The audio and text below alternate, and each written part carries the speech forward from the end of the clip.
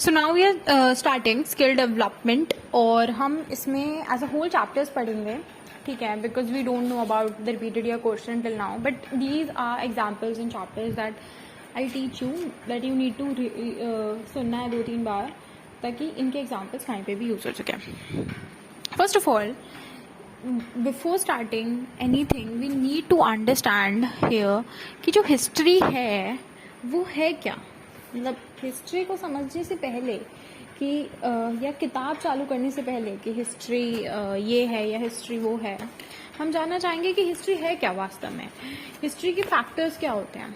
ठीक है, तो जो एसेंशियल कोर्स है वो है E.H. कार्र की किताब हिस्ट्री क्या है, एक उसका डॉक्यूमेंट, 2 चैप्टर एरिक हॉब्सबॉर्न की किताब सेंस ऑफ पास्ट और क्या हिस्ट्री कंटेम्प्रेरी सोसाइटी में लगाई जा सकती है. तो ये 9 चैप्टर्स जो हैं, ये 9 चीज डॉक्यूमेंट्स हैं, ये एसेंशियल है. उसके बाद हम देखेंगे आगे हमारे पास टाइम है क्या है, हमें किस हिसाब से करना है. ठीक है, क्योंकि 4 क्वेश्चन आएंगे. सबसे पहला हमारा है कि हिस्ट्री के कुछ कॉम्पोनेंट्स देखते हैं. ठीक है, सबसे पहले ये लिखा है किसने, गेराल्ड डब्ल्यू स्क्लेलबैक ने. ठीक है, वो कहते हैं कि कुछ चीजें कुछ चीजों से पहले हुई हैं. देखिए, studying history is much more than modernization of dates, कि आप कुछ पढ़ रहे हैं और आप कुछ रटते जा रहे हैं, ऐसा तो नहीं है ना history. If we get things out of a chronological order we will inevitably get a lot of other things wrong too. मतलब हम अगर चीजों को क्रोनोलॉजिकल ऑर्डर से हटा दें कि ये इसके बाद हुआ, ये इसके बाद हुआ, ये ना पढ़ें, तो हम काफी सारी चीजों में गलत हम उन्हें समझ नहीं पाएंगे कि वो किस कॉन्टेक्स्ट में हुई. हो सकता है कि किसी के कारण कुछ चीजें हुई, या पहले कुछ गलतियां हुई वो बाद में नहीं दोहराई गई, या पहले कुछ गलतियां हुई वो बाद में दोहराई गई, पहले कुछ सक्सेस भी हुआ होगा, वो चीज़ बाद में दोहराई गई और वो चीज़ नहीं चली, और फिर वो चीज़ दोहराई गई और वो और भी ज़्यादा चली. तो इन सारी चीज़ों को अगर हम क्रोनोलॉजिकल ऑर्डर से हटा देंगे तो हमें उसका कॉन्टेक्स्ट नहीं पता चलेगा. तो ऐसे तो हम नहीं कर सकते. Imagine that we are in a new city trying to find 40 and 5th हम कोई जगह ढूंढ रहे हैं, but vandals have taken down two signs 3rd 4th 5th 6th 7th and 8th street and rearrange them in a random order. लेकिन अगर हम कुछ स्ट्रीट ढूंढ रहे हैं और कोई भी रैंडम ऑर्डर में उन्होंने लगा दिए हैं, नंबर से लगाई, तो हम नहीं ढूंढ पाएंगे. Neither can we expect to succeed in the study of history. अगर हमें ये लगे कि सोक्रेट्स जो था वो एरिस्टोटल का स्टूडेंट था, ऐसा तो नहीं था. एरिस्टोटल जो था वो स्टूडेंट था सोक्रेट का. इट गोज, सोक्रेट्स किसका स्टूडेंट था, प्लाटो का स्टूडेंट था. And they both argue that saint Paul when the Christian apostle preached in Athens. तो सबसे पहले हिस्ट्री में समझने की जरूरत है कि एक क्रोनोलॉजी मेंटेन करनी जरूरी है, और कुछ चीजें कुछ से पहले हुई हैं. इस चीज को एक्सेप्ट करना बहुत जरूरी है, रादर देन सेइंग और रादर देन डूइंग एनीथिंग. कुछ चीजें कुछ चीजों से पहले हुई है, दैट्स इट, इससे ज्यादा कुछ नहीं. Some things only happen in certain places, ये दूसरी चीज है. कुछ चीजें जो हुई है ना वो कुछ ही जगह हुई हैं, हर जगह नहीं हुई. एथेंस जो है वो ग्रीस में है, ऑफ कोर्स सी बात है, तो हो सकता है कि वो जेरूसलम के नियरर हो then some people think, but the 2 cities are on different sides of Mediterranean sea. In other words, geography is very basic to the chronology. Time और स्पेस जो है वो हिस्टोरिकल स्टडी के लिए, हिस्टोरिकल एग्जिस्टेंस के लिए बहुत इंपॉर्टेंट बन जाता है, और हमें इस चीज को रिस्पेक्ट करने की जरूरत है. देखिए, कुछ चीजें कुछ ही जगह पे मिलती हैं. फॉर एग्जाम्पल, पिरामिड्स हमें पेरू में मिलेंगे, इजिप्ट में मिलेंगे. ठीक है, पिरामिड्स हमें क्या कहते हैं, ठंडे इलाकों में नहीं मिलेंगे, वहां हमें इग्लू मिलेंगे. तो टाइम और स्पेस और ज्योग्राफी की इंपॉर्टेंस हिस्ट्री के लिए बड़ी इंपॉर्टेंट है. For a human being to exist in a place however also means to exist in particular community, society and culture. अगर एक ह्यूमन बीइंग एक प्लेस में एग्जिस्ट कर रहा है तो इसका मतलब ये भी है कि वो उस प्लेस में, वहाँ पे जो कम्युनिटी रहती है, वहाँ पे जो सोसाइटी है, वहाँ पे जो कल्चर एग्जिस्ट करता है, वहाँ पे भी रहता है. So when the 3rd century Christian apologist Tertullus asked what has Athens to do with Jerusalem, he was not denying that there were routes for traveling between the two. He was not talking about geography. He was insisting that Greek philosophy And Christian theology grew out of very different cultures of worldview. He may have been wrong to exaggerate the differences, but he was right to expect differences. To expect and recognize cultural differences is also to exercise a sense of a place.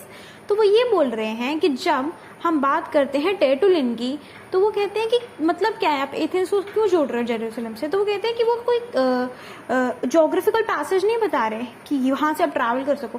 वो ये simple बोल रहे हैं कि Greek philosophy और Christian theology बड़ा अलग है, और ये कल्चरल डिफरेंसेस हैं, और कल्चरल डिफरेंसेस में भी एक सेंस ऑफ प्लेस होता है. आपका कल्चर डिफरेंट होता है जितना आपका प्लेस दूर होता है. ये चीज़ भी इंपॉर्टेंट है. हो सकता है वो कहीं जगह बढ़ा चढ़ा के इन कल्चरल डिफरेंसेस को बता रहे हैं, बट वो ज्योग्राफी की बात नहीं कर रहे हैं यहाँ पे, वो सिंपल कल्चरल डिफरेंस की बात कर रहे हैं, और उसमें वो चीज़ ठीक है. Meanings and definitions of word change. कोई वर्ड का मीनिंग किसी लैंग्वेज में कुछ और होगा, किसी सेंटेंस में कुछ और होगा, ठीक है, किसी वाक्य में कुछ और होगा, हो सकता है किसी टाइम पर उसका मतलब कुछ और हो. फॉर एग्जाम्पल पहले के ज़माने में अलग हो और अब हो, तो ये चीज़ समझनी ज़रूरी है. लेट अस से we read the word virtue in an English translation of a text the Christian thinker Tertullian wrote 200 years after the birth of Jesus. Later we read the word virtue in an English translation of a text that the Greek philosopher Aristotle wrote 350 years before the birth of Jesus. Should we assume they mean the same thing? तो यहाँ पे बता दिया time के हिसाब से शब्दों का मतलब अलग है. यही मैंने बताया कि पहले अलग होगा, बाद में अलग होगा. If nothing else, we should remember that Tertullian wrote in Latin, whereas Aristotle wrote in Greek. Languages भी अलग है, so we can't assume that the words behind the English translation meant exactly the same. If you're studying a foreign language while in college, you should already know this. And if you're not studying a foreign language in your college, then they're asking you, why aren't you? Most importantly, words get their meanings from times, places, and cultures in which people use them. Okay, that is, remember the point 1 and 2. Time, that is the some things happen before other things, and next is some things only happen in certain things, that is places. Okay, and then cultures, that is cultural difference जो point कर रहा है. Now क्या कहते हैं, Aristotle was both reflecting and deliberately changing the meaning of virtue he had learned from other Greeks. तो Aristotle जो था वो डेलिबरेटली रिफ्लेक्ट वो चेंज कर रहा था उसका मतलब, that he had learned from other Greeks such as ancient poet Homer. Tertullian and other early Christians had rejected some of the Greek virtues entirely and modified the meaning of others. So there is no way to understand the meanings of words except to read them in context, noting how they are used, associating them with related words, learning so much historical background as possible, and so on. See, Tertullian and other early Christians, समझ आ रही है, Tertullian and other early Christians had rejected some of the Greek virtues entirely and modified the meaning of others. So there is no way to understand the meaning of the words. There is no way that you can understand the meaning of the word except you need to read them in the context, noting that how they're used, associating them with the related word, and learning as much historical background as possible. उन्होंने कहा है अगर आपको कोई नया शब्द सीखना है, फॉर एग्जाम्पल जैसे हम वर्च्यू की बात कर रहे हैं, तो कोई तरीका नहीं उसे जानने का अगर आप उसे कॉन्टेक्स्ट में नहीं प्लेस करेंगे, आप उसका हिस्टोरिकल बैकग्राउंड नहीं पढ़ेंगे, आप उसे दूसरे शब्दों के साथ एसोसिएट करके सेंटेंस में बोल के नहीं समझेंगे कि उसका क्या मतलब हो सकता है. ठीक है, आगे. Lesson. There are no shortcuts to reading and reading carefully. We reluctantly allow ourselves a huge shortcut when we use English translations. What more can we ask? Unless you really want to aggravate your professor, never begin a history paper with Webster definition of virtue or any other word. Now, the fourth point about history is where there is no record, there is no history. Professional historians get as frustrated as the students over this one. Sure, stuff happened before human things started leaving artifacts and writing down things, and sure, a lot more stuff happened afterward that nonetheless no trace. मतलब चीज़ें हुई हैं पहले भी, जब history के professors नहीं थे, लोग भी नहीं थे जिंदा, और नई चीज़ें रिकॉर्ड हुई, और बाद में भी and a lot more stuff happened afterward that काफ़ी लोगों ने नहीं उसका trace. So we would like to throw more, we would like to fill the gaps, but we can't draw conclusions where we don't have evidence. See, हम calculated conclusions बना सकते हैं, ठीक है, कुछ भी नहीं बोल सकते, बट हम वहाँ कंक्लूजन नहीं बना सकते जहाँ पे एविडेंस नहीं. Sometimes we can make educated guesses, ठीक है, and speculate. That is very important, the word educated guesses, but we dare not pass our speculation of as fact.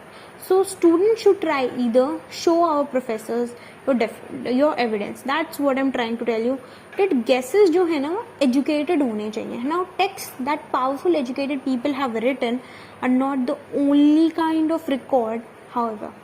That's very important, that people really miss out. जो आपकी subaltern history है वो इसी चीज़ पे focus करती है कि जो नॉर्मल लोग थे, गरीब लोग, उनके पॉइंट ऑफ व्यू से हिस्ट्री लिखी जानी चाहिए थी. बट जो एजुकेटेड लोग लिखते हैं हिस्ट्री का पॉइंट पहले, क्योंकि पहले वो लिखते थे, वही पढ़े लिखे होते थे, वो हिस्ट्री नहीं कंसिडर की जानी चाहिए. Text that powerful educated people have written are not the only kind of record, however they are the kind of record, but they are from their point of view. उनके लिए चीज़ें अच्छी थी तो उन्हें अच्छी लगती थी चीज़ें, तो that's not the thing. Okay, writing is an absolutely wonderful invention. We know infinitely more about other times and places because people have left textual records, and we know those people more intimately because they wrote down their thoughts. Texts are virtual miracles. The survival of many ancient texts against terrible odds might really be miraculous. Still, texts suffer from one huge problem. During most of the human society, सिर्फ कुछ ही लोग जो थे वो पढ़ और लिख सकते थे. Even when the literacy rate has increased, तब भी कुछ ही लोग थे जिनके पास लग्जरी थी कि वो सिस्टमैटिकली अपने थॉट्स को रिकॉर्ड कर सके. हो सकता है कि और लोग पढ़ सकते हों, ठीक है, लेकिन वो लिख के अपने थॉट्स को रिकॉर्ड नहीं कर पाते थे, उन्हें इसमें दिलचस्पी भी नहीं थी. The textual record, marvellous as it is, therefore suffers a bias towards elites of almost every time and place. इसीलिए जब भी हम पुराने दस्तावेजों में देखते हैं, हम इतिहास को खोजने की कोशिश करते हैं, हमें पता चलेगा कि जो टेक्स्ट होते हैं उसमें काफ़ी ज़्यादा प्रिजुडाइसेस होती हैं, काफ़ी ज़्यादा बाइसेस होती हैं, काफ़ी एक तरफ से झुकाव देखने को मिलता है, सब्जेक्टिविटी देखने को पड़ती है, बट प्रिजुडाइज सब्जेक्टिविटी, ठीक है, जो बिल्कुल भी अनबायस्ड नहीं होती, पूरी तरीके से बाइसेस के साथ भरी होती है, क्योंकि उनका अपना पॉइंट ऑफ व्यू होता है. Fortunately other human artifacts count as records too. Shards of pottery, coins and tools, preserved grains, unearthed shack, layers of city layouts buried as one civilization built over the ruins of the last, paintings on walls and of caves and catacombs, jewelry and children's toys, stories passed down orally for many generations before being written down. To understand the lives of common folks, historians can also piece together clues from mundane forms of writing that no one thought as a literature. Text record, law codes, bill and inventory list, ship law, baptismal record, advertisement for slave auction, letters of scared and lonely soldiers. By studying all these, historians can correct somewhat for the bias of people rich, educated and powerful enough to imagine themselves making history.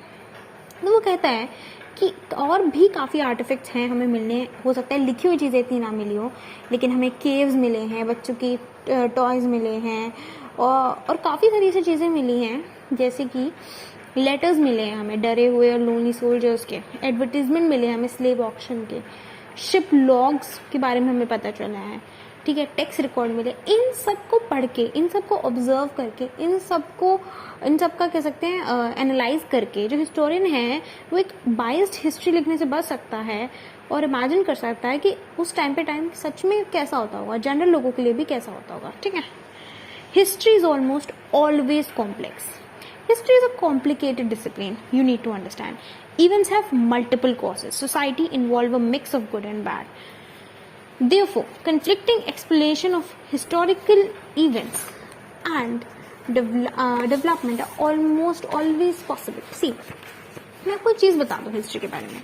History में जब भी कुछ हुआ है या historian जब भी पता लगाने की कोशिश करता है कि ये चीज़ हुई, ये इवेंट हिस्ट्री में हुआ और उसका कारण क्या होगा, तो एक हिस्टोरियन के पास अगर एक कारण देगा तो वो बेवकूफ़ कहलाएगा. और ये चीज़ सही है. आप अभी कॉलेज में क्यों पढ़ रहे हैं, आपके पास भी 5 रीज़न होंगे. वो you studying history in a college. See, you are studying history in a college name Hindu college. Okay, Y?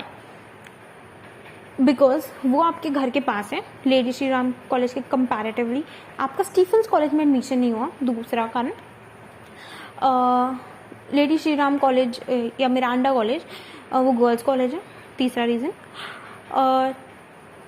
और हिंदू कोविड है। 3 रीज़न हो गए। चौथा, आप हिस्ट्री ही क्यों पढ़ रहे हैं? क्योंकि वो आपका फेवरेट सब्जेक्ट है। ओके, अच्छा, अब आप हिस्ट्री क्यों पढ़ रहे हैं उसके हम अलग रीज़न देखते हैं। क्योंकि वो आपका फेवरेट सब्जेक्ट है, ठीक है। दूसरा, क्योंकि यूपीएससी कंपैरिजन आपको देना है तो उसमें उसका सक्सेस रेट अच्छा है। और हिस्ट्री कभी चेंज नहीं होती, तो हिस्ट्री के लिए आपको करंट अफेयर्स में ज़्यादा मेहनत नहीं करनी पड़ेगी, वो वही है। आपका फेवरेट सब्जेक्ट तो है ही, खैर आप उस सब्जेक्ट में अच्छे भी हैं, आपको पढ़ने में भी मज़ा आता है, दिलचस्पी है, वो बहुत इंपॉर्टेंट कारण है। तो इस तरीके से जब हम शेप करते हैं तो हमें पता चलता है कोई भी चीज़ के 4-5 कारण होते हैं। फॉर एग्ज़ाम्पल, आप फिट क्यों रहना चाहते हैं? ताकि आप अच्छे दिखें, ताकि आपको बीमारियां ना हो, और ताकि आप एक्टिव रहें, ताकि आपको आलस ना आए। तो आप क्यों पढ़ना चाहते हैं? आप पढ़ते क्यों हैं? आप सक्सेसफुल क्यों होना चाहते हैं? आप आईएएस क्यों बनना चाहते हैं? क्योंकि हम इसलिए पढ़ते हैं, ताकि सिर्फ पढ़ने की बात करते हैं क्योंकि हमें पढ़ने में मज़ा आता है, पढ़ने से अच्छे नंबर आते हैं, ठीक है। और सोसाइटी की नज़रों में आपका वो बढ़ता है इम्पोर्टेंस, आपको ज्ञान मिलता है, तो इंटेलेक्चुअल कॉन्वर्जेशंस आप कर सकते हैं, आपको सेटिस्फैक्शन होती है कि आपने दिन में कुछ सीखा। ऐसे ही किसी भी चीज़ के ना बहुत कारण होते हैं। एक कारण अगर किसी चीज़ का होगा और वो आप कर रहे हैं तो मतलब मुश्किल ही है कि वो चीज़ सही में आप करें, क्योंकि 1-2 कारण आर लाइक वेरी तुच्छ जिसे कहते हैं। कुछ कारण जुड़े होते हैं किसी के साथ, ठीक है। कुछ चीज़ें हो जो आपकी चीज़ें लाइफ में बड़ी चीज़ होती है, उनके कुछ कारण जुड़े होते हैं। अगर आप सिर्फ इतना भी सोचेंगे ना कि आप आज शाम को क्यों जा रहे हैं अपने दोस्त के पास, मतलब आज आप शाम को जा रहे हैं अपने दोस्त से मिलने, तो उसका कारण क्या है? क्योंकि मेरे पास स्कूटर है, मुझे चल के नहीं जाना, तो सुविधा है पहले मेरे पास। दूसरा, मेरे दोस्त का घर पास है, उसका दूर होता तो मैं नहीं जाती। तीसरी, वो मेरी दोस्त है, क्योंकि वो मेरी दोस्त है ना, अगर दोस्त ही नहीं होती तो मैं किसके पास जाता। चौथा, मैं आज पूरे दिन पढ़ के या पूरे दिन अपना जो भी मैंने काम करा उससे बोर हो गया हूँ, तो भी मेरा मन है कि मैं उससे मिल आऊँ, बात है। अगर आप पूरे दिन नहीं काम कर रहे होते हैं या भी आपको शाम को कुछ काम करना होता तो आप नहीं जाते उससे मिलने, आप अपने आप को प्रायोरिटाइज करते। तो this is how life goes, ठीक है। माइट बी 1 और 2 और रीजंस भी होंगे कि आपने उससे बहुत टाइम से बात नहीं करी, आपका उससे भी मिलने का मन है, ये भी एक कारण है। तो जैसे आप कल ही अगर अपने दोस्त से मिले होते तो शायद आप आज ना जाते। तो बहुत सारे कारण होते हैं, ठीक है, multiple causes. Now therefore conflicting explanation of historical events and developments are almost always possible, ठीक है। जो conflicting explanation होती है historical events की और development की, वो always possible होती है। See, conflicting explanation usually नहीं होती in the sense कि ये भी कौन सा कारण है, क्योंकि ना कारण बहुत सारे होते हैं। ये conflict ज़रूर हो सकता है historical causes में कि ज़्यादा इम्पॉर्टेंट क्या है।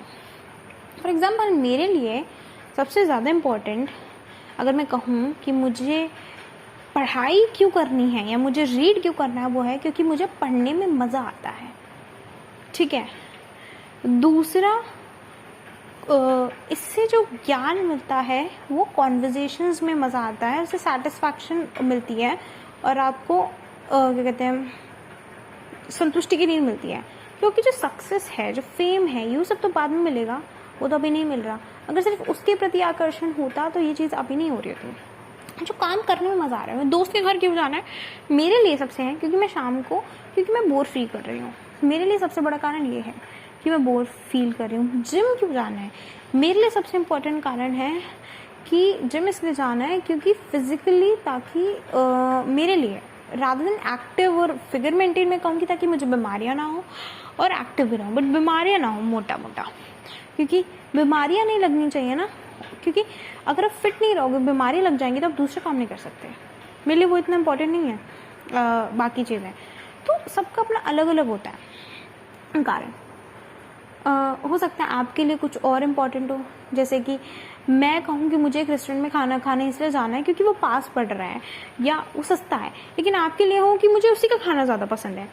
तो माइट भी सबके लिए अलग अलग डिफरेंस हो कि मुझे पास है, मेरे लिए टाइम ज़्यादा इंपॉर्टेंट है, मुझे पास जाना है। किसी के लिए ऐसा हो कि पैसे कम लगते हैं, ठीक है, बट ये पैसे वाली प्रॉब्लम उस इंसान को तो नहीं होगी ना जिसके पास बहुत सारा पैसा, जो अमीर है, उसके लिए तो ये प्रॉब्लम नहीं होगी। तो that is a very different thing. और किसी को कहो कि मुझे उसका खाना सबसे टेस्टी है, तो ये भी एक किन्हीं लोगों के लिए प्राइम होगा। बट मान लो बहुत बहुत दूर हुआ, तो ये प्राइम रीज़न नहीं आ सकता ना कि इस होटल में जाना है, बहुत दूर है मान लो, तो बहुत दूर जाने का तो मतलब नहीं होता। तो आपके हिसाब से, और किसी का कारण शायद ये भी होगा कि वहाँ खाना वाना तो ठीक है, वो तो सबको ही अच्छा होता है, लाइक एनवायरनमेंट काफ़ी अच्छा है, कोजी है, मतलब बैठने में खाने में मतलब माहौल काफ़ी अच्छा है। तो might be different reasons, okay, you can't force कि ये अच्छा है, ये गलत है रीज़न, ये सही है बुरा है, you don't know about it now. First of all, let me ask you a question, that why are you in college? If you're thoughtful, you can probably list 5 or 6 reasons. So why did the Roman Empire fall? Don't expect any one reason to suffice. We are talking about 500, एक reason तो होने का नहीं है। 500 से हम कहते हैं ना रोमन एम्पायर क्यों गिर गया, स्लेवरी बढ़ गई थी, और करप्शन बढ़ गया था, और बाहर से अटैक हो गए थे, बहुत सारे कारण आते हैं। We talking about 500 year plus empire, so it has incorporated many cultures depended on a vast network of trade, tried to defend many borders in recently situated regions.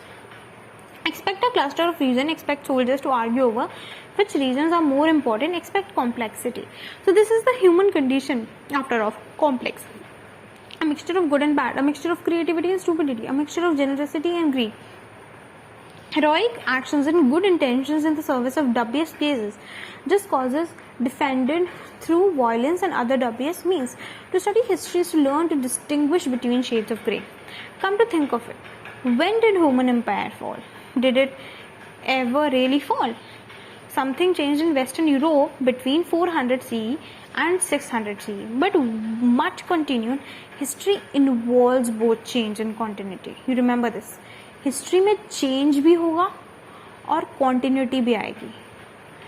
Expect to find both, दोनों ढूंढें. वो कहते हैं कि कब गिरा Roman empire, क्या आप एक पर्टिकुलर डेट तो नहीं दे पाएंगे इस चीज़ की, बिकॉज ऐसा तो नहीं है ना कि क्या कहते हैं ट्विन टावर गिर गया, नहीं है, ये चीज़ तो नहीं है, तो एक पर्टिकुलर डेट नहीं दे सकते आप. सो हम पूछते हैं कि क्या सच में गिरा, मतलब हम कहते हैं गिरा, क्या सच में गिरा या हमने अपने दिमाग में बनाया. वो कहते हैं कुछ चेंज ज़रूर हुआ था यूरोप में 400 सी से लेकर 600 सी तक, बट उसके बाद भी तो चीज़ें चलती रही ना कुछ चीज़ें. तो हिस्ट्री में चेंज हुआ, that is a change period के हिसाब से, और वो चेंज और कॉन्टिन्यूटी चलती रहेगी. God may indeed intervene in human history, but this is hard to document and historians require footnotes. Sorry, but to suggest that the ways that God may be involved in human history is to move in theology or philosophy or history.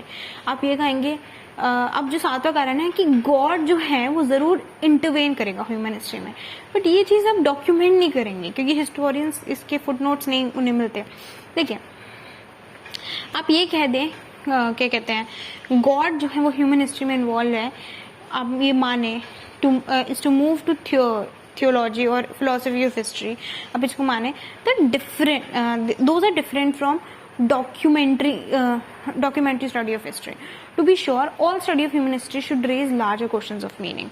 Philosophy, literature, art and religion take up where historical study leaves off and enjoys greater freedom to answer the question of what it all means, but good historians bind themselves to the historical record until they can provide footnotes referring to the pages of heavenly scroll. They refrain from making claims about God has done in history. Besides, scrolls have columns, not pages. All students who expect to make most of the liberal arts education should also be able to explain statements such as following. देखिए, मैं आपको एक चीज़ बता देती हूँ.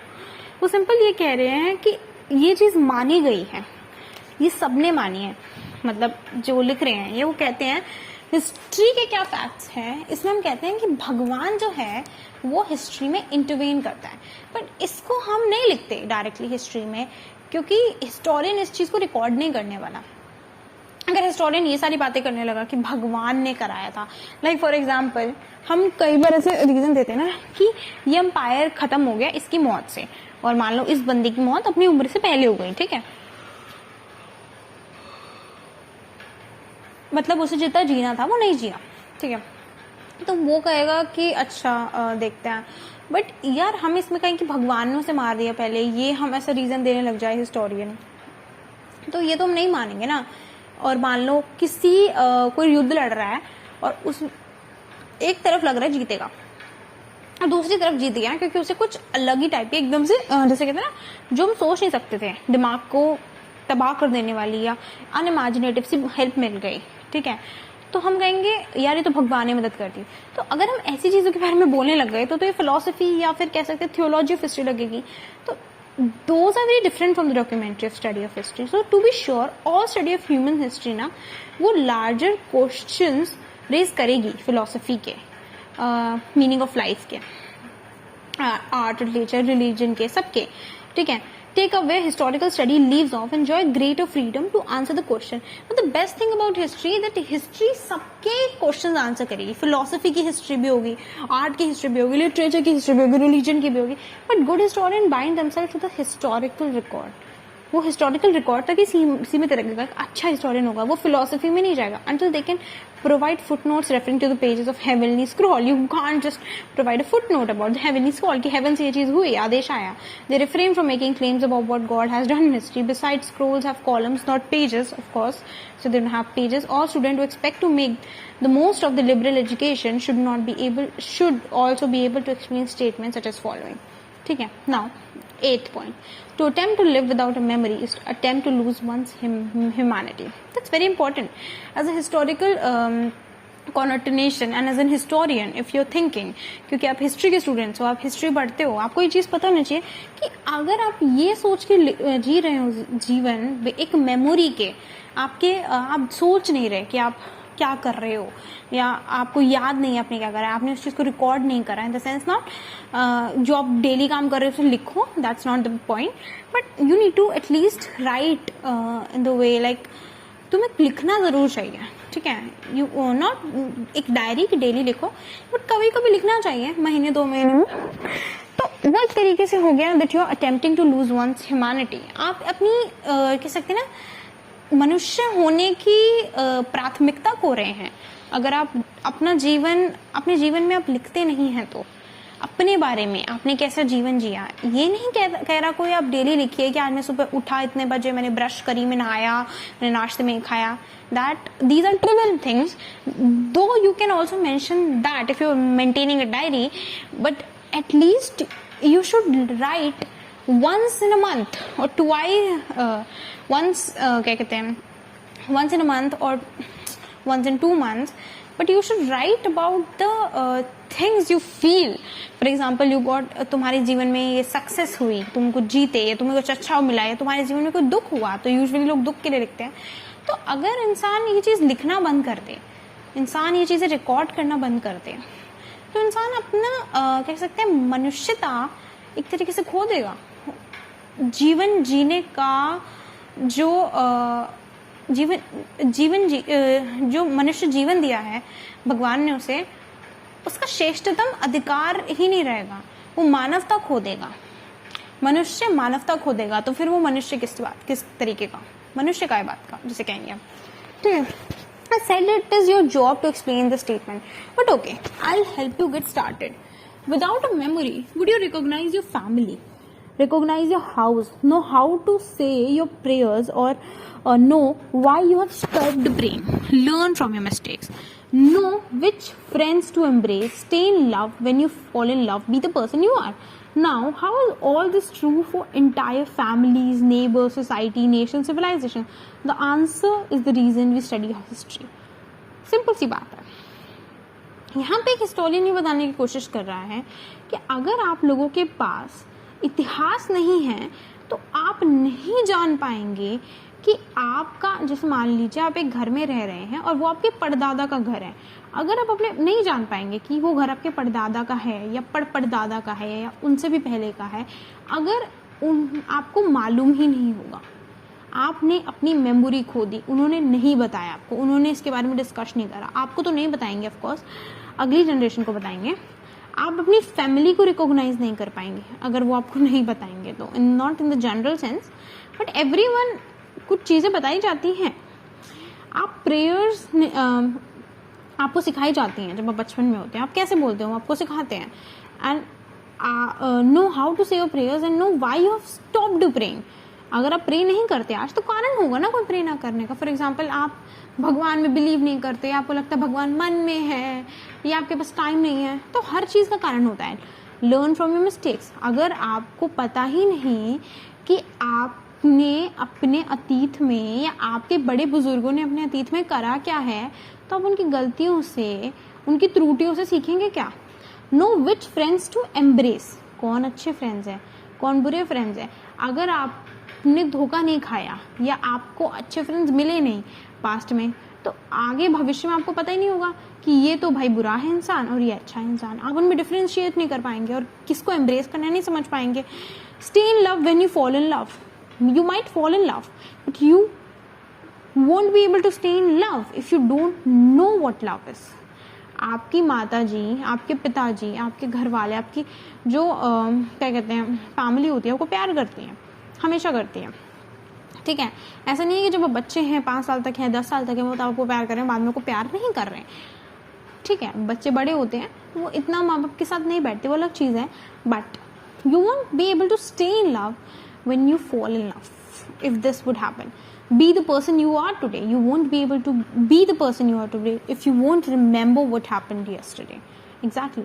So now, how is all this true for entire families, neighbors, nations, society, civilization? The answer is that we study history. We don't just study history in the sense कि कल क्या हुआ था या 1 साल पहले क्या हुआ था या 10 साल पहले या 20 साल पहले. We study history to analyze, to evaluate, ठीक है, or to point out specific highlights. Everything in the past is not history. First of all, let me clear this fact to you. हर चीज़ जो पास्ट में हुई है वो history नहीं है. आपके 10th का board result might be a history for you, not for the world, okay. But because वो आपके लाइफ में महत्व रखता है, 12th के मार्क्स वो महत्व रखते हैं. आपकी प्लेसमेंट, पहली प्लेसमेंट कहाँ लगी, उसमें आपको कितने लाख रुपए का पैकेज मिला, वो आपके लिए मैटर करता है, बट दुनिया के लिए नहीं करता. That is not a history. So that is just your history, but that is not the history we are going to talk about. The history of a nation नहीं है वो, the history of a human है वो, ठीक है. Similarly, हमारा देश जब आज़ाद हुआ वो एक हिस्ट्री है, because that is the highlight of that time. हमारा देश ने जब बैटल टू प्लासी लड़ी, हमारे देश ने जब 1857 की रिवोल्ट लड़ी, हमारे देश ने जब क्या कहते हैं कोविड पैंडेमिक देखा, तो हमने किस तरीके से डील करा. तो ये सब जो आगे आने वाली जनरेशन है हिस्ट्री में पढ़ेंगे वो लोग, तो ये एक हाईलाइट है. Covid would be a highlight, ठीक है. तो जो चीज़ हाईलाइट है वो हाईलाइट रहेगी. फॉर एग्जाम्पल, हम 2011 में वर्ल्ड कप जीते, that was a successful history of a nation, ठीक है. तो इसलिए 2011 मैटर करता है, ठीक है. 1983 मैटर करता है, बट बाकी नहीं मैटर करते. तो we need as a historian, duty of the historian is definitely to analyse की गलतियां कहाँ करी है, उसे सीखना, इवैल्यूएट, मतलब और ज़्यादा झांकना इतिहास की तरफ, क्योंकि इतिहास एक कह सकते हैं पुरातनिक खिड़की की तरह है. अच्छा, you know, ancient window through which कई बार आपको रोशनी मिलेगी, कई बार आपको अंधेरा भी मिलेगा, क्योंकि रोशनी के थ्रू आपको लगेगा ये अच्छा हुआ था पास्ट में and you would feel the glory. And अंधेरा जो है उसे जब आप देखेंगे तो आपको लगेगा कि ये इतिहास का कितना बुरा टाइम था. For example the partition, for example World War I and World War II, and you will learn that you don't have to repeat the mistakes. तो that becomes very important.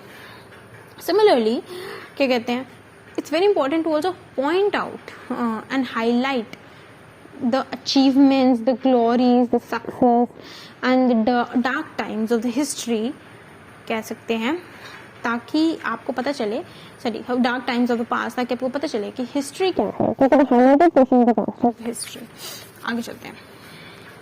Now, our memories fail us, however, and so we must continually work to recover and test our collective memory. यहाँ पे क्या बोला जा रहा है? यहाँ पे बोला जा रहा है कि हमारी मेमोरी फेल कर देती है हमें, इसलिए ज़रूरी है कि हम कॉन्टिन्यूली काम करें और रिकवर करें अपनी कलेक्टिव मेमोरी को. हम चीज़ें भूल जाते हैं, ठीक है. Now that you are know how important history is, you may also start to understand why families, neighborhoods, society, nations, civilization tend to twist, distort, or conveniently forget part of the history. A lot may be at stake. Violence, oppression, injustice, racism, sexism, and other unsavory patterns of human beings may have allowed us to enjoy the lives we now live. The unvarnished truth may painfully force us to choose between becoming different people or repressing our humanity. But do we really want to live out lies? If not, we have no choice but to test, argue, and challenge one another, like memories, in the hope of remembering and living more truthfully. हम कहते हैं कि ज़रूरी है इंसान के लिए कि वो समझे इस चीज़ को, that how important history is, and you may also start to understand why families, why neighbors, why society, nation and everyone वो भूल जाते हैं हिस्ट्री को, वो डिस्टॉर्ट कर देते हैं, ट्विस्ट कर देते हैं कन्वीनियंटली अपनी हिस्ट्री को भूलने के लिए, और इसके चक्कर में काफ़ी चीज़ें स्टेक पे लग जाती है. वायलेंस, ऑपरेशन, इनजस्टिस, रेसिज्म, ये ह्यूमन बिहेवियर के अनसैवरी पैटर्न्स हैं. Okay, they may have allowed us to enjoy the lives we now have. What does it mean? The mistakes of the past help us to mold the contemporary time in the better future. The contemporary time in the better life. हम अच्छी ज़िंदगी बना सकते हैं आज, क्योंकि हमने सब पहले अपने इतिहास में देख लिया. हम violence, operation, injustice, racism, sexism, ये सब देखते आए हैं. तो इन सेक्सिज्म के बाद ही तो फेमिनिज्म का उदय हुआ है ना. इनजस्टिस के बाद ही जस्टिस आई है, ऑपरेशन के बाद ही पैरिटी आई है, और वायलेंस के बाद ही हमने नॉन वायलेंस की बात करी है, हमने पैसिफिज्म की बात करी है. बट हम लोग उस चीज़ को नहीं मानते. That is what the problem is. The unvarnished truth may painfully force us to choose between becoming different people or repressing our humanity. But do we really want to live out lies? Because we have a very painful past. So we tend to show us in a glorifying manner कि हमने कोई गलती नहीं करी, और हम humanity फिर से हम मानवता को दबाने लगते हैं. बट क्या सच में हम इन झूठ को सच में जीना चाहते हैं? If not, we have no choice but to test, argue and challenge one another memories in the hope of remembering and living more truthfully. So here the author wants the historian basically to be very honest, to be very unbiased, to be very unprejudiced and very truthful towards his work. कि जो भी history वो लिख रहा है वो सच्ची होनी चाहिए, क्योंकि हम झूठ नहीं लिखना चाहते, हम झूठ नहीं दिखाना चाहते. ठीक है, क्योंकि हम एक कैसे स्वतंत्र देश में रह रहे हैं, एक राजनीतिक कह रही हूँ, एक स्वतंत्र देश में रह रहे हैं जो डेमोक्रेटिक है. ठीक है, तो ज़रूरी हो जाता है, और ये चीज़ काफ़ी आवश्यक है कि हम झूठ और फरेब से बचें और सच को जिएं और सच को लिखें, सच को पढ़ें और सच को समझें और फिर सच से सीखें. चाहे वो सच कह सकते हैं काला है, पर इसका मतलब ये नहीं है कि हम बुरी चीज़ों से सीख नहीं सकते, हम दागी चीज़ों से सीख नहीं सकते. हम सच को समझ के सच को सीखेंगे तो हमें बहुत कुछ सीखने को मिलेगा. ठीक है, और हम बहुत चीज़ें बेहतर कर पाएंगे, हम बेहतर से बेहतरीन बन पाएंगे. Historical study has at least much to do with interpreting the past as with gathering the facts. That's very important.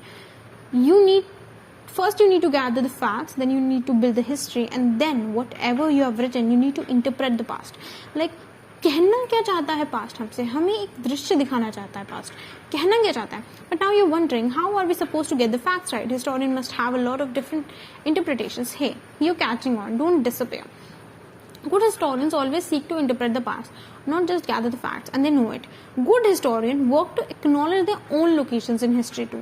They are coming from somewhere, even while letting history cast light on their own somewhere, their own presence or worldwide. They are letting their own somewhere cast light on history. Think of it as a good conversation which continually moves back and forth, but hopefully moves forward. See, वो कहेंगे कि अच्छा ठीक है, तो हम facts कैसे सही लाएं? ये एक अच्छे हिस्टोरियन को आता है. एक अच्छा हिस्टोरियन जानता है कि उसे किस तरीके से इंटरप्रेट करना है पास्ट को, और इस तरीके से वो फैक्ट्स भी सही खोजता है. ये एक ना सिंपल कॉन्वर्जेशन है, एक डायलॉग है. समझ आ रही है? एक हिस्टोरियन के बीच में और पास्ट के बीच में, जो टेक्स्ट हैं उसके बीच में और हिस्टोरियन के बीच में, that helps him or her to interpret, and that conversation moves back and forth, क्योंकि नहीं समझ आएगा तो आगे पढ़ेगा, फिर पीछे पढ़ेगा समझने के लिए, फिर आगे पढ़ेगा, बट यूजुअली आगे पढ़ता है, ठीक है, hopefully moves forward, at the end तो आगे पढ़ेगा ना, ठीक है, आगे मूव करते करते. So how do you decide which interpretation of history to trust? Get in the conversation. Let the study of history help you recognize self-critically your own location, your values, your conviction, your faith, as well as your privilege. Get in the conversation. ठीक है, अपने आप को self critically समझो, अपनी location समझो, अपनी values, अपनी कन्विक्शन, अपने फेथ, अपने प्रिविलेजेस. जब ये चीज समझ गए ना, तो इनको साइड रख दो हटा के, और एक अनबायस तरीके से हिस्ट्री रखो. आपकी वैल्यू क्या है, ठीक है, आपका कन्विक्शन क्या है, आपकी हल्की सी टिल्ट कहाँ होती है, आप अनबायस तो नहीं है हर, क्योंकि for humans unbiasedness is like becoming, for humans unbiasedness is like becoming a robot और ऑटोमेटिक गैजेट, आर्टिफिशियल इंटेलिजेंस बन जाओगे फिर तुम. बट उसे समझें, उसे अपने अंदर झांक के रखें कि यार आजकल मेरा टिल्ट थोड़ा सा ना इस गवर्नमेंट की तरफ हो रहा है, I am a little rightist this days, I am a little leftist this days, और this thing is coming with me, like I started appreciating mister Modi more than I used to do पहले. तो आपको समझ आएगा आपका tilt कहाँ है. So then you become a good conversationist by turn listen respectfully and by turn argue persuasively. See, first you know your own location. First you need to अपने से अच्छे से conversation कर लोगे तो text से भी कर लोगे, and then you argue very persuasively that what is going on. Be open to testing and changing your own perspective. Like समझो कि perspective change कैसे हो सकता है. Be open to testing and changing your own perspective. Yet also be prepared to argue well. और argue करने के लिए भी प्रॉपर तरीके से तैयार रहो. You can do both at once if you are drawing both on a rich worldview that need not fear the truth of others, and on a competent familiarity with the best available historical evidence. See, let me tell you one thing. Be open to testing and changing your own perspective. If you are a little rightist these days, you need to challenge it, because if you are not challenging your perspective, then you're becoming unbiased. तो उसे challenge करो and you argue well, क्योंकि if you need to listen respectfully दूसरी party का जो लिखा है, या if as an historian text अच्छे से पढ़ो, उसके बाद you can argue very अच्छे से persuasively. So yet you can also argue well. You can do both at once if you're drawing both on a rich worldview that need not fear the truth of others, and not on a competent familiarity with the best available historical evidence. All interpretations are not created equal. सारे interpretations सही नहीं बनाए जाते. Some are more cognate than others. Some have more evidence in their favor. Some are false and some are lies. Even though history is more than a bunch of facts, evidence still counts for a lot. See, all interpretations are not created equal. What does it mean? That किसी चीज़ को लेके historian 90% शायद favour में है, किसी को लेके 70%, किसी को लेके नहीं है इतना कॉन्फिडेंस. तो कुछ चीज़ों में ज़्यादा एविडेंस है तो ज़्यादा हो सकता है उसकी तरफ टिल्टेड है evidence.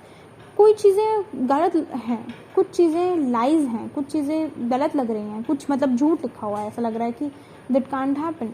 Some are false, like it's like झूठ, मतलब ये चीज़ हो ही नहीं सकती. So even though history is more than a bunch of fact, but evidence still matter. But one thing I need to again hold on, that where there is not evidence, educated guesses, educated fill ups आप कर सकते हो, ठीक है. They are better than just leaving the blank. So how do we know? So how do we interpret? We converse well and we keep conversing, and we approach even if we never fully attain the truth. That is the point. See, history में ना एक conversation चलता रहता है. History is all about a very long conversation, communication. So when you're studying history ना, you're in a relationship जहाँ पे for example you're trying, आपको जो partner है उसके साथ आपका कम्युनिकेशन इशू है, मतलब not complete communication issue, but या थोड़ा, because you don't have evidence well, इस तरीके से समझते हैं. तो उसके साथ कम्युनिकेट करना बड़ी प्रॉब्लम होती है, क्योंकि वो ना कम बोलता है और उसे बातें निकलवानी होती हैं, बिकॉज एविडेंस तो है नहीं आपके पास। तो आप कॉन्वर्जेशन बहुत करते हो और आप कॉन्वर्जेशन करते रहते हो, and we approach even if we never fully attain the truth. हमें सच कभी नहीं पता चलेगा, मतलब हम कभी भी ऐसा 100% सेटिस्फाई नहीं होंगे कि मेरा पार्टनर पूरी कॉन्वर्जेशन कर रहा है, सारी बात बता रहा है मुझे। इट्स नॉट लाइक वो बात नहीं बताता, वो छुपाता है, उसे कम बोलने की आदत है। इस तरीके के एग्जाम्पल लेते हैं। तो हम सच के पास पहुंच सकते हैं, सच तक नहीं पहुंच सकते पूरा, क्योंकि एविडेंस नहीं है, तो क्योंकि हमारा पार्टनर नहीं बताता सारी बातें, तो क्योंकि उसकी आदत कम बोलने की, तो माइट भी कि कहीं बार हमें नहीं पता होगा कि अभी भी शायद कुछ नहीं बचा, क्योंकि एक ही चीज़ तो नहीं नहीं बताता ही नहीं है, तो फिर हम नहीं पकड़ पाते, हमें नहीं जानने को मिलता। हम कितनी बार भी बोले कि एक्सप्रेस करो, बट वो कॉन्वर्जेशन उतनी ही रहती है। तो वही हिस्ट्री है। So your relationship with history is always like all A students who graduate from liberal arts college and all history majors should show that they have mastered points 1 to 10 by handling historical evidence with a much care that reflects the following. Nothing is more important for historian than to chart cause and effect, even though nothing is harder to prove. See, कुछ भी एक historian के लिए इससे ज़्यादा important नहीं होना चाहिए कि वो कॉज एंड इफेक्ट को चार्ट कर सके, even though nothing is harder to prove. लेकिन इससे ज़्यादा मुश्किल प्रूव करना कुछ नहीं है। सी, यहाँ पे मैं एक चीज़ फैक्ट बताना चाहूँगी कि हो सकता है कि कोई चीज़ें हो रही हैं कि कॉज एंड इफेक्ट में आपको लग रहा है कि ये इसके बाद में हो रही है, ये तब तक हो रही है, बट ऐसा होता नहीं है कि कुछ चीज़ का करने का कोई यही कारण है। हो सकता है कि वो चीज़ हो गई है उसके बाद, बट ज़रूरी नहीं है कि उसका इफेक्ट, उस कॉज का इफेक्ट यही होगा। Okay, so now the basic thing is कि कॉज एंड इफेक्ट को समझने के लिए the chain of causes and effect that have shaped our world is what make history most interesting. Why do we live in one kind of society and not in the other? Why do we dream the dreams we do, yet make mistakes that we do? We want to know. So we keep trying to learn from history. Just be careful with the evidence base. जब भी हम cause and effect को समझते हैं, उसकी chain समझते हैं, उनके लिंकेजेस और उनका नेक्सेस समझते हैं, तो हम ये चीज़ समझने की कोशिश करते हैं दैट हमारा जो वर्ड है, our word is what makes history most interesting, that makes the history the most cool one. Okay, and why do we live in one kind of society and not the other? Why do we thrive in one society and not the other? And why do we dream the dreams we do and yet we repeat the mistakes? So we want to know, so we always keep trying to learn from history, but we need to be very careful for the evidences. Remember, there are gaps in the points whether we discuss about 4, 5 and 9, and sometimes we exactly know that what the gaps are, but we have to be very cautious when we talk about gaps. Okay, when we are reading history and along with the evidences, because the guesses should be educated. Okay, so 12th point is interviewing coincidence sometimes point to relationship of cause and effect but never are enough to prove cause and effect. अगर आपके coincidence हो रहे हैं तो हो सकता है कि वो पॉइंट करे कॉज एंड इफेक्ट उस चीज़ का, बट वो कभी भी काफ़ी नहीं होगा कॉज एंड इफेक्ट को प्रूव करने के लिए। Just because two things happen simultaneously does not automatically mean कि वो आपस में रिलेट कर रही हैं। Just because one event followed another does not necessary mean that the first caused the second. Yes, these patterns are intergrowing and suggestive. In fact, when there are gaps in the record, they may be all historians have to go on. But we must be careful how we present the evidence, lest we claim more for it than it deserves really. It basically means कि अगर कोई event एक के बाद हो रहा है तो might be there is a coincidence and वो काफ़ी इंटीग्रिंग लगेगा आपको, बट डजेंट मीन कि उसके कारण ही हुआ। There is not necessary to cause and effect relationship in it. Might be there is a coincidence and might a historian as a historian you may give it more weightage or more claim than it deserves. So you have to be very careful with it.